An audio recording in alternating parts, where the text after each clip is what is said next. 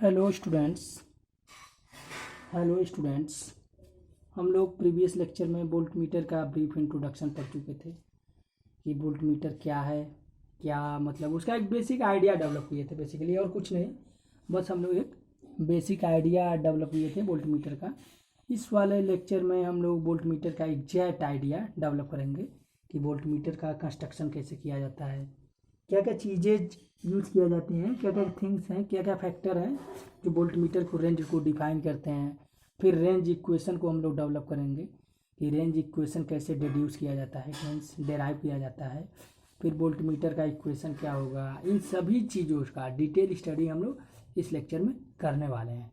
Okay, तो आप लोग ध्यान से इस लेक्चर को देखते रहिए और साथ ही साथ में नोट्स बनाते रहिए।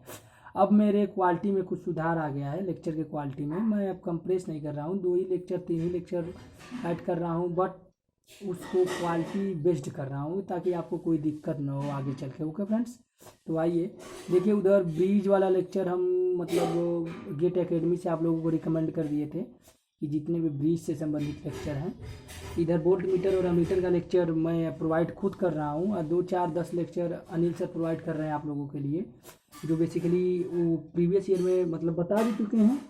EIM की क्लास ले लिए हैं आपके सीनियरों की पिछले साल, तो मतलब पिछले सेमेस्टर में, तो मतलब वो उस टॉपिक से रिलेटेड जितनी भी क्वेरी है तो वो सब बता रहे हैं।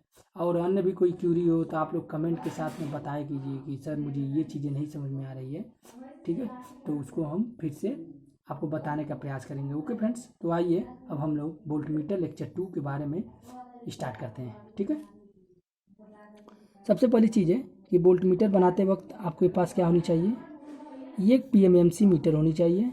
ये क्या है, मीटर, ये इसको क्या बोलेंगे, PMMC। दिख रहा होगा आप लोगों को, PMMC means permanent magnet moving coil. मैं बार बार देखिए PMMC को दोहराता हूँ और बताने की कोशिश करता हूँ ताकि आपको लेक्चर देखते ही आपको याद आ जाए कि PMMC क्या है। अभी देखिए, अभी हम लोग बेसिकली DC का ही कंसिडरेशन कर रहे हैं। जब हम AC की बात करेंगे, वोल्ट मीटर और अमीटर, अभी देखिए सभी ये क्या थे, DC analysis, DC volt meter थे। तो आप लोग कंफ्यूज मत होइए कि इस PMMC से हम लोग AC मेजर कर लेंगे, नहीं। उसके लिए आपको पहले क्या करना होगा, अगर वोल्टेज या करंट को अगर आपको AC मेजर करना है तो सबसे पहले उसको आप DC में कन्वर्ट करेंगे। आपके पास कन्वर्टर डिवाइस भी है, रेक्टिफायर एंड फिल्टर की सहायता से आप उसको DC बना देंगे और उस DC वैल्यू को जो रिप्रेजेंट करेगा, जो DC वैल्यू होगी, आपको भी पता है कि जो इफेक्टिव वैल्यू है या एवरेज वैल्यू वो DC वैल्यू ही होती है। तो वोल्ट मीटर हमेशा क्या देता है, कभी कभी ये क्वेश्चन आ जाते हैं कि आप AC को मेजर कर रहे हैं वोल्ट मीटर से और PMMC टाइप इंस्ट्रूमेंट्स हैं, तो उससे आप क्या मेजर करते हैं, इफेक्टिव वैल्यू या फिर आप लोग DC वैल्यू या RMS वैल्यू या क्या मेजर करते हो, तो आपका आंसर होगा RMS वैल्यू। ठीक है, RMS वैल्यू, एवरेज वैल्यू। क्यों, क्योंकि जो DC वैल्यू होती है उसे एवरेज वैल्यू भी बोलते हैं। ठीक है, तो आप एवरेज वैल्यू और RMS वैल्यू मेजर करते हैं। देखिए, तो ये कभी कभी क्वेश्चन पूछ देते हैं। कभी कभी ये होता है कि अगर आपको पीक वैल्यू मेजर करना है AC वोल्ट मीटर से, तो आप वहाँ पर जो वोल्ट मीटर है उसमें जो डिज़ाइन किया रहेगा उसमें PMMC नहीं होगा, यूज्ड PMMC नहीं होगा उसमें।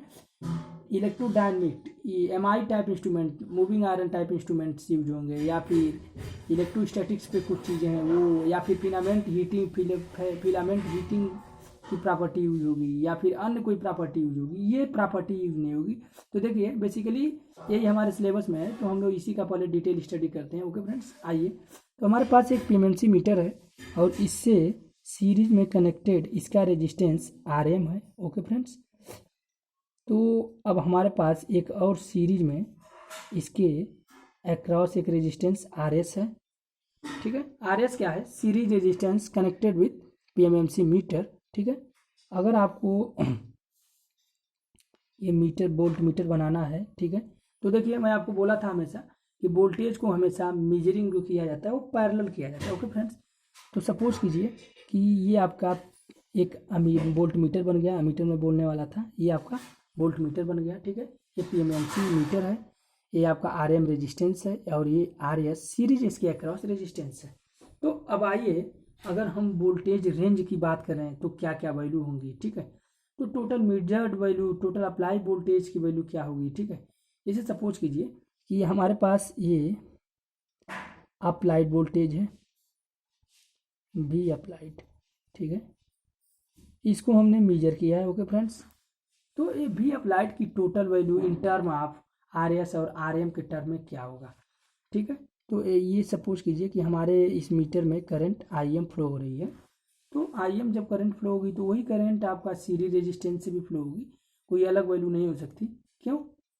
आपको पता है कि जो करंट होता है वो सीरीज एलिमेंट में सेम होता है और पैरेलल एलिमेंट में डिफरेंट होता है, और इसी प्रकार वोल्टेज जो होता है वो पैरेलल में सेम होता है और फिर सीरीज में डिफरेंट होता है। ओके फ्रेंड्स, तो आइए हम लोग देखते हैं कि क्या क्या हो रहा है बेसिकली, ठीक है फ्रेंड्स।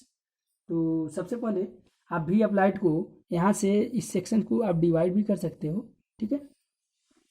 भी अप्लाइड इक्वल हो जाएगा वी एम मीन्स मीटर के अक्रॉस वोल्टेज, प्लस आपके पास जो नेक्स्ट वैल्यू क्या होगी वी एस सीरीज के अक्रॉस वोल्टेज, मतलब जो सीरीज रेजिस्टेंस आप ऐड किए हैं उसके अक्रॉस वोल्टेज। ओके फ्रेंड्स, तो आइए हम लोग अब डेरिवेशन डिराइव करते हैं कि इसका वोल्ट मीटर का इक्वेशन क्या होगा, ये किस इक्वेशन पे वर्क करेगा। सपोज कीजिए कि आपने एक भी अप्लाइड वोल्टेज अप्लाई किया है, इसकी वैल्यू क्या हुआ V M plus V S होगा फ्रेंड्स। क्यों? यही वोल्टेज जो है ये टोटल इसके अक्रॉस अपीयर होगा, तो इसका कुछ पार्ट वी एम के अक्रॉस अप्लाई हो जाएगा और कुछ पार्ट आपको दिख रहा होगा कि आर एस के अक्रॉस मतलब अप्लाइड हो जा रहा है, ठीक। तो हम इसकी वैल्यू लिख ले रहे हैं in term of current and resistance के टर्म में, तो क्या होगा I M R M plus I M R S. Okay friends, ये हमारे पास भी अप्लाइड का मतलब वो वैल्यू हो गया ठीक है। अगर अब हम लोग रेंज फैक्टर की बात करें कि रेंज फैक्टर क्या होगा इसका, ठीक है फ्रेंड्स, तो रेंज फैक्टर की अगर हम लोग मतलब वो कैलकुलेशन करना चाहते हैं, जैसे उसमें हम लोग आई अपान आई एम निकाले थे, it means total current divide by total voltage value. जैसे हम लोग एमीटर में निकाले थे, जो हमारे पास एक वैल्यू आई थी, आपको याद होगा कि भी applied upon I means total current जिसको मेजर करना है, एंड आई एम क्या था मीटर की करंट। उसी प्रकार अगर हमें इसके लिए भी एक मल्टीप्लाइंग फैक्टर निकालना है, तो कितना multiplying factor R S series resistance की क्या वैल्यू होगी, तो हम लोग इसके लिए भी निकाल सकते हैं। ओके फ्रेंड्स, तो आइए हम लोग सबसे पहले इसको लिख लेते हैं। तो ये वैल्यू देखिए क्या हुआ V applied equal V M plus V S. Okay friends, तो V applied minus V M equal V S, ठीक है। भी अप्लाइड, ये सीधे भी अप्लाइड को हम लोग रिप्लेस कर दे रहे हैं भी से, V minus V M equal I M R S. Okay, तो V minus V M divide by I M equal R S. इसको हम लोग मल्टीप्लाइंग फैक्टर के रूप में भी कंसीडर कर सकते हैं। ओके फ्रेंड्स, अब देखिए V M upon I M, ठीक है, V M upon I M की वैल्यू क्या आ रही है, आपको इससे कुछ पता चल रहा है, ठीक है। या तो आप लोग इस इक्वेशन को बेसिकली यूज कर रहे हैं सीरीज रेजिस्टेंस की वैल्यू निकालने के लिए, सीरीज रेजिस्टेंस के लिए मल्टीप्लाइंग फैक्टर, ये इक्वेशन नंबर 1 हम दे रहे हैं, या तो इसको यूज कर लेते हैं या फिर आप लोग इसको अलग अलग फार्म में भी यूज कर सकते हैं, ठीक है फ्रेंड्स। तो आइए हम लोग इसको देखते हैं कि अलग अलग फार्म में क्या यूज होगा, ठीक है। तो सबसे पहले देखिए कि जो भी अप्लाइड वोल्टेज है उसको इन टर्म आप लिखिए, जो मतलब आई एम के टर्म में लिखिए, ठीक है। तो आप लोग ऐसे भी लिख सकते हो कि भी upon I M, okay friends, minus V M by R I M equal R S. इसी को हम इम्प्लाइज कर दें तो ये हो जाएगा V upon I M, V means V applied voltage, ठीक है। मैं अभी आपको बताया कि वी अप्लाइड को हमने रिप्लेस कर दिया है वी को, वी से नोटेशन है, आप लोग कुछ भी नोटेट कर सकते हैं, वी ए डबल पी भी लिख सकते हैं या फिर वी अननोन भी लिख सकते हैं, ये आपकी अपनी चॉइस है। लेकिन देखिए यहाँ पर हम directly V M meter voltage हो गया, तो हमें लिखने की कोई बहुत जरूरत नहीं है। तो वी अपन आई एम, ठीक है फ्रेंड्स, माइनस आर एम, ये देखिए V M upon I M, V M upon I M equal क्या होगा R M equal to R S. तो इस इक्वेशन का भी हम लोग यूज करके आर एस को निकाल लेंगे। ओके फ्रेंड्स, अब ये जो वैल्यू होती है हमारे पास, इस वैल्यू को हम लोग यम भी बोल सकते हैं। ये देखिए ये यम की वैल्यू नहीं है फ्रेंड्स, मैं एम लिख दिया था आप लोगों को मल्टीप्लाइंग फैक्टर, बट ये एम की वैल्यू नहीं है। एम की वैल्यू ये है, ये चीज़ वी अपान भी, ये value we upon I M की वैल्यू है। ठीक है फ्रेंड्स, तो यहाँ पर हम लोग सिंपली वर्ड्स में ये लिख सकते हैं M minus V upon I M means M minus आप लोग R M equal to R S लिख सकते हैं। Okay friends, it means R S जो हमारे पास मल्टीप्लाइंग फैक्टर है उसमें से अगर हम सिंपली इंटरनल रेजिस्टेंस को, मीटर रेजिस्टेंस को घटा देंगे तो सीरीज रेजिस्टेंस की वैल्यू पता चल जाएगी कि हमारे पास सीरीज रेजिस्टेंस की क्या वैल्यू होनी चाहिए रेंज के लिए। ठीक है, ओके। तो अब हम लोग आइए देखते हैं। सबसे पहले एक सिंपल से मतलब एक क्वेश्चन को लेके हम लोग देखिए, क्वेश्चन बेस्ड अप्रोच ही आपको शुरू से पढ़ाते आए हैं, तो इसलिए आप लोग क्वेश्चन बेस्ड अप्रोचेज ही बनाइए वही चीज़ों को। तो हम लोग क्वेश्चन लेते हैं और उस क्वेश्चन बेस्ड अप्रोच से एक क्वेश्चन सॉल्व करते हैं, फिर अलग अलग रेंज के लिए अलग अलग कार्य करेंगे। ओके फ्रेंड्स, तो आइए हम ये फार्मूला बहुत इंपॉर्टेंट है। एम को बोलते हैं multiplying factor, we upon I M जो हमारे पास वैल्यू है। ठीक है, वी अपान आई एम। ठीक है, इसको हम मल्टीप्लाइंग फैक्टर बोल सकते हैं या फिर वी अपान वी एम को भी बोल सकते हैं। एक दूसरे मेथड से भी हम लोग इसको कर सकते हैं। आइए उसको भी देख लेते हैं, हो सकता है वो मेथड और इफेक्टिव हो, क्योंकि ये देखिए इन टर्म ऑफ एम के टर्म में ये वैल्यू आ रही है वी अपान आई एम। ठीक है, अगर हम इनको इन टर्म ऑफ वोल्टेज के ही रिस्पेक्ट में देखें तो दूसरी वैल्यू आएगी, तो हम उसको भी नोट कर ले रहे हैं, क्या दिक्कत है। चलिए हम उस दूसरे वाली वैल्यू को भी नोट कर रहे हैं।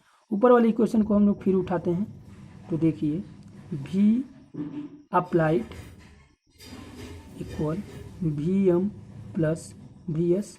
Okay friends, again V applied minus V M equal to V S. V S क्या है, सीरीज रेजिस्टेंस। जो सीरीज रेजिस्टेंस है उसके अक्रॉस वोल्टेज हमारे पास क्या है, वी एस है। वी अप्लाइड क्या है, जो आप अप्लाई किए हैं, जो अननोन क्वांटिटी है, जो अननोन क्वांटिटी है उसको हम मेजर करना है। वी एम क्या है आपके पास, बेसिकली वी एम क्या है, वोल्टेज अक्रॉस मीटर। मीटर के अक्रॉस वोल्टेज क्या है, ठीक है ना। तो वी एम का मतलब मीटर के अक्रॉस नहीं, इस आर एम के अक्रॉस। मीटर के अक्रॉस कोई वोल्टेज ड्रॉप होगा ही नहीं है, उसके जो इंटरनल रेजिस्टेंस होगा उसके अक्रॉस में वोल्टेज ड्रॉप होगा, तो इसलिए हम इसे वी एम से डिनोट किए हैं। वी अप्लाइड को हम वी भी मान सकते हैं। ठीक है, तो आइए हम लोग नेक्स्ट, जैसे ऊपर हम लोगों ने किया था वी अप्लाइड को भी मान लिया था, यहाँ भी वही चीज़ करते हैं, V minus V M equal V S. Okay friends, again V by V M minus 1। Okay friends, ठीक है, यहाँ पर हम लोगों ने वी एम को कॉमन ले लिया equal V S. Okay, V by V M minus 1। देखिए इसको मल्टीप्लाई कीजिए, V M and V by V M multiply करेंगे तो वैल्यू वी बचेगा, और फिर इस वाले टर्म को करेंगे तो वी एम हो जाएगा। मतलब ये इक्वेशन सेटिस्फाई हो रहा है। अब इसको भी हम लोग मल्टीप्लाइंग फैक्टर मान सकते हैं। ओके, तो इसको हम लोग ले लेते हैं सिंपल वर्ड्स में, इसे ऐसे भी आप लोग लिख सकते हैं, M minus 1 into V M equal to V S. Okay friends, इतना आप लिख सकते हैं इस डेरिवेशन को भी। ठीक है, अब हम लोग यहाँ पर वैल्यू भी पुट कर ले रहे हैं। भाई क्या दिक्कत है वैल्यू पुट करने में, M minus 1 into I M R M equal to I M R S. Okay friends, ये इतना भी लिख सकते हैं हम लोग। अब आर एस की वैल्यू हमें एम के टर्म में अगर ज्ञात करना है, देखिए यहाँ पर भी हम लोग आर एस की value in term of M minus R M बराबर आर एस निकाले थे। देखिए ये आपकी अपनी चॉइस है कि कैसे कैसे आप क्या कर रहे हैं। ये जो एम है ये बेसिकली क्या डिनोट कर रहा है, वी अपन आई एम के लिए मल्टीप्लाइंग फैक्टर है, ये मल्टीप्लाइंग फैक्टर है। ओके फ्रेंड्स, तो देखिए ये ऊपर वाला फार्मूला का यूजेज कम है, इस वाले फार्मूला का यूजेज अधिक है, क्योंकि आपको जब भी कोई मीटर डेवलप करने के लिए दिएगा वोल्ट मीटर, तो आपको उससे पूछा जाएगा, उसमें वो वैल्यू दे देगा कि मीटर के अक्रॉस इतना वोल्टेज ड्रॉप है। ठीक है, और इतना वोल्टेज का रेंज बनाना है, तो आप इसी का अनुपात यूज करेंगे, ये मीटर के अक्रॉस वोल्टेज, ये टोटल वोल्टेज अप्लाइड, इसका यूज आप कम कर पाएंगे, तो इसलिए इसका यूजेज कम है। लेकिन आपकी देखिए अपनी चॉइस है, अगर आपको एनालिसिस करने अच्छे वे में आता है किसी चीज़ का, तो आपको कुछ भी दिया जाए आप कुछ भी से कुछ भी बना सकते हैं। इट मीन्स अगर आपको मान लीजिए कि कोई सर्किट दे दिया गया और उसमें किसी के अक्रॉस वोल्टेज ड्रॉप पूछा है, करंट पूछा है, ब्रांच करंट पूछा है, यह ठीक है, पावर पूछा है, तो अगर आप अच्छे से KCL, KVL, superposition, Thevenin, Norton, Tellegen's theorem को जानते हैं तो आप कुछ भी डील कर सकते हैं।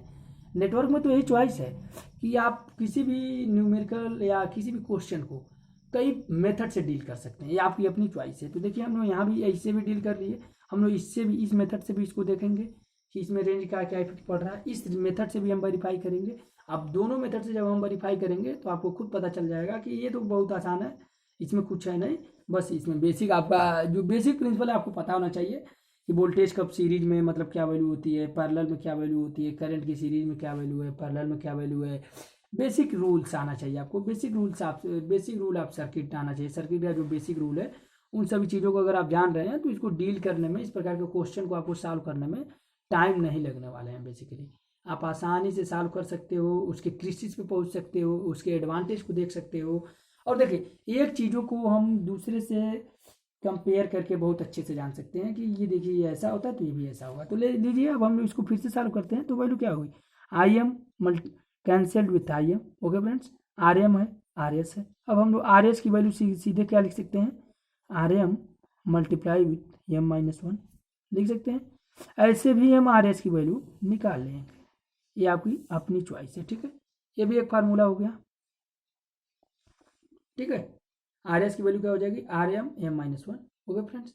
और देखिए अब अमीटर में हम लोग क्या यूज किए थे, आपको भी पता है। अमीटर में हम लोग आर एस की वैल्यू, आर शंट की वैल्यू को डिराइव करने के लिए सिंपली लिखे थे R M divide by M minus one, ठीक है। यहाँ पर है ये अमीटर का इक्वेशन था, एमीटर के लिए, ओके फ्रेंड्स। ये वोल्ट मीटर के लिए है, वोल्ट मीटर के लिए है, ठीक है। ये वोल्ट मीटर का है, R S equal R M M minus one. तो ये देखिए अलग अलग चीज़ों के लिए अलग अलग चीज़ें हैं। अब इन दोनों से आप कंक्लूजन निकालिए और आपको कोई चीज़ याद, ये देखिए मल्टीप्लाइंग फैक्टर की वैल्यू हमेशा क्या होगी, अधिक ही रहेगी। मल्टीप्लाइंग फैक्टर की वैल्यू वी अप्लाइड या फिर I applied upon I M, ठीक है। इसके रेंज में आप लीजिए वोल्ट मीटर के रेंज में, तो एम की जो वैल्यू होगी क्या होगी, वी अपान वी एम। उसी प्रकार इसमें क्या होगी, आई की वैल्यू, ओ सॉरी एम की value I upon I M, okay friends. तो देखिए दोनों में मल्टीप्लाइंग फैक्टर की वैल्यू हमेशा ग्रेटर देन वन हो रही है, क्यों, क्योंकि आपको रेंज बढ़ाना है। देखिए हमेशा मीटर वोल्टेज की वैल्यू कम होगी, मतलब ये ग्रेटर देन वन है। यहाँ पर हमें सिंपली एज्यूम कर ले रहे हैं कि ये ग्रेटर देन वन है दोनों वैल्यू। ये देखिए कम भी कर सकते हैं, आपकी अपनी चॉइस है। लेकिन जब आप कम करेंगे तो आपको रेजिस्टेंस, शंट रेजिस्टेंस या सीरीज रेजिस्टेंस लगाने की आवश्यकता ही नहीं पड़ेगी ना, ठीक है।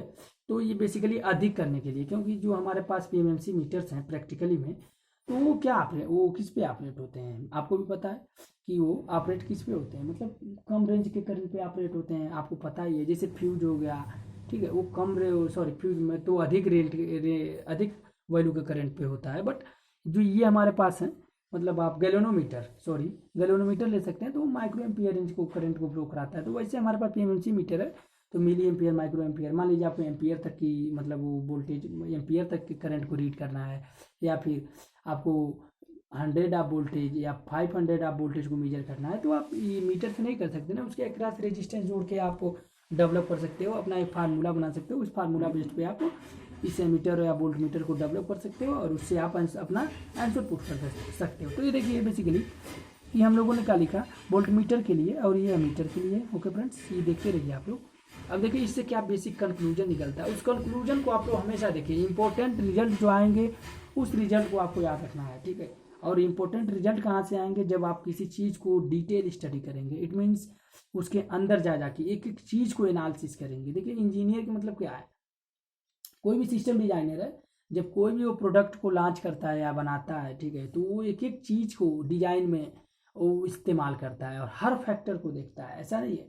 तो उसी प्रकार जब हम लोग स्टडी करते हैं तो प्रत्येक फैक्टर को देखेंगे कि इस फैक्टर को ऐसे करने से क्या हो सकता है। तो इससे देखिए आपकी नई नई इनोवेटिव थिंकिंग क्रिएट होती है। देखिए सबसे जरूरी क्या है, आपको इनोवेटिव सोचना, कि किसी चीज़ को आपको याद करने की ज़रूरत ना पड़े बेसिकली। क्यों, क्योंकि आप जब इनोवेटिव सोचेंगे, ये ऐसे करें तो ये ऐसे हो रहा है, तो फिर इसमें याद करना क्या है, इसको भी ऐसे करें तो ये ऐसे हो रहा है, तो इसमें याद करने की क्या चीज़ है। तो आप लोग नई नई क्वेश्चन जो आएंगे, वैरायटी ऑफ क्वेश्चन आएंगे, जैसे मान लीजिए कि जो माइंड ट्रिकर होते हैं सब, देखिए आप लोग अभी 12th वाले जो स्टूडेंट्स होंगे तो वो सब मैथ्स ओलंपियाड होता है, ठीक है, तो उसमें पार्टिसिपेट किया जाता है। तो उसमें क्या है, मैथ के ट्रिक क्वेश्चन डाले जाते हैं और आपकी कैपेबिलिटी चेक की जाती है कि आप क्वेश्चन को कैसे बेसिकली आप उसको एक्सेप्ट कर रहे हो, मतलब आपकी फर्स्ट अटेम्प्ट क्या है, आप कैसी आपकी पहली मेथड है, आप उसको डील कैसे कर रहे हो। डीलिंग बहुत बड़ी फैक्टर है। तो आइए हम लोग देखते हैं। अब इससे देखिए कंक्लूजन क्या निकलता है। एम की वैल्यू देखिए, एम की जो वैल्यू है वो भी अपन वी एम है, तो इट मीन्स ग्रेटर देन 1 है, लगभग मल्टीप्लाइंग फैक्टर 40 है, 30 है, 20 है, ठीक है। तो अगर सपोज कीजिए ये दोनों के लिए फैक्टर 20 है, ठीक है। तो जब 20 होगी तो एज ए एमीटर के केस में क्या होगा, कोई किसी भी मान लो संख्या है, उसमें अगर आप 20 से डिवाइड करोगे तो वो संख्या और छोटी होती चली जाएगी, तो शंट रेजिस्टेंस की वैल्यू क्या होगी, छोटी होगी, ठीक है। और सीरीज में इससे मल्टीप्लाई करना है तो ये बड़ी होगी। तो देखिए अब आप इस कंक्लूजन से निष्कर्ष निकाल सकते हैं कि शंट रेजिस्टेंस की वैल्यू हमेशा कम ओम का होना चाहिए, मतलब कम रेटिंग का शंट रेजिस्टेंस यूज किया जाना चाहिए। आपको देखिए अभी याद करने की जरूरत नहीं है। आपसे कोई पूछता है कि अमीटर में शंट रेजिस्टेंस की वैल्यू कितनी होनी चाहिए, तो आप लोग कंफ्यूज हो जाए, अरे वोल्टमीटर में अधिक होता है कि इसमें अधिक होता है। नहीं, कंफ्यूज करने की कोई ज़रूरत नहीं है। बेसिकली आप खुद देखिए कि अब शंट रेजिस्टेंस की वैल्यू क्या होगी। अगर ये आप सपोज कीजिए आर शंट की आपको वैल्यू कैलकुलेट करना है और आर एम की कोई वैल्यू दे दिया है, 10 ओम दे दिया गया है, तो क्या होगा 10 डिवाइड बाई 19 या फिर 10 डिवाइड बाई 20। तो जब 20 से डिवाइड कर देंगे तो वैल्यू छोटी हो जाएगी, और जब इसको 20 से मल्टीप्लाई कर देंगे, ये आर एम वही सेम वैल्यू है, तो ये वैल्यू बड़ी हो जाएगी। तो इसीलिए देखिए मैं बता रहा था ना, कभी कभी क्या होता है कि आप जो कंपटीशन वाले एग्जाम है, बेसिकली यूनिवर्सिटी एग्जाम की मैं बात नहीं कर रहा हूँ, ठीक है। जो कंपटीशन वाले एग्जाम है कभी कभी बेसिकली क्या होता है कि उसमें ऐसे छोटे छोटे क्वेश्चन पूछते हैं कॉम्पिटेटिव में कि शंट रेजिस्टेंस का, वोल्टमीटर में शंट रेजिस्टेंस की वैल्यू क्या, सीरीज रेजिस्टेंस की वैल्यू क्या होता है। वोल्टमीटर में पूछ देते हैं सबकी रेंज बढ़ाने के लिए रेजिस्टेंस को सीरीज में लगाते हैं या पैरेलल में। एमीटर में मतलब उसकी रेंज को बढ़ाने के लिए क्या करते हैं, रेजिस्टेंस को कैसे मतलब संयोजन करते हैं, कैसे उसको एडिंग करते हैं शंट में या सीरीज में। तो देखिए आप लोगों ने जो भी फार्मूला डेवलप की है, तो इससे देखिए कुछ निष्कर्ष निकला ना कि शंट में लगाएंगे कि सीरीज में लगाएंगे, या फिर वैल्यू अधिक होगी या कम होगी। तो इसके लिए चलिए लास्ट चैप्टर में हम लोग एक कंक्लूजन, जब वोल्टमीटर और एमीटर का जब लास्ट एंडिंग होगा तो हम एक कंक्लूजन निकालेंगे और इन दोनों के बीच कंपेरिजन निकालेंगे, और फिर साथ में उसको हमें बूस्टर देंगे। उस बूस्टर की सहायता से आप जान लेंगे कि किसमें क्या क्या बेसिक्स मतलब चीज़ें हैं, मतलब किसमें शंट रेजिस्टेंस को यूज किया जाता है, किसमें सीरीज रेजिस्टेंस को यूज किया जाएगा, ठीक है। वोल्टमीटर बनाने में शंट चाहिए, एमीटर बनाने में सीरीज चाहिए, या फिर ये सभी चीज़ों को हम बताएंगे आपको। अभी तक देखिए आपने इस कंक्लूजन से क्या सीखा कि जो वोल्टमीटर है उसमें जो सीरीज रेजिस्टेंस की वैल्यू है उससे अधिक होनी चाहिए, इट मीन्स हाई होनी चाहिए। प्रैक्टिकली क्या करते हैं हम लोग, ये प्रैक्टिकली हाई है और आइडियली ये मानते हैं इनफाइनाइट होनी चाहिए, इट मीन्स हाई रेजिस्टेंस की वैल्यू होनी चाहिए, ठीक है। जो मतलब सीरीज में रेजिस्टेंस ऐड कर रहे हैं, इससे एक दो इफेक्ट है कि आपका रेंज भी एक्सटेंड होगा और साथ साथ में आपका जो मीटर है वो जलेगा भी नहीं। दूसरी चीज़ क्या है कि जैसे सपोज कीजिए कि अगर आपने यहाँ पर अधिक वोल्टेज को अप्लाई कर दिए, अभी देखिए उस लेक्चर में हम फिर से बात करेंगे, जब इसका जो नेक्स्ट लेक्चर बनाएंगे तो उसकी बात करेंगे। देखिए बहुत चीज़ें छूट जाती हैं, जब आप लोग रिस्पांस देते रहते हैं तो चीज़ें नहीं छूटती, उस चीज़ों को हम लोग वहीं पे क्लियर करते रहते हैं। यहाँ पर क्या है, चीज़ें कुछ छूट जाती हैं, ठीक है। तो हम लोग नेक्स्ट लेक्चर में बात करेंगे। देखिए हाई होनी चाहिए, क्यों हाई होनी चाहिए, क्योंकि रेंज को हमें बढ़ाना है। जब रेंज बढ़ाना है तो इसको हाई चाहिए, ठीक है। और ये सीरीज में ऐड होना चाहिए उस सर्किट के साथ, पीएमएमसी मीटर के साथ। और इसमें क्या है, इसको शंट में ऐड करना है और इसकी वैल्यू लो होनी चाहिए। तो क्यों लो होनी चाहिए, इन दोनों चीज़ों का भी हम डिटेल एनालिसिस करते हैं सेकंड वाले लेक्चर में, तब जाके हम लोग इस पर कोई न्यूमेरिकल करेंगे। ओके फ्रेंड्स, तब तक के लिए धन्यवाद, थैंक यू।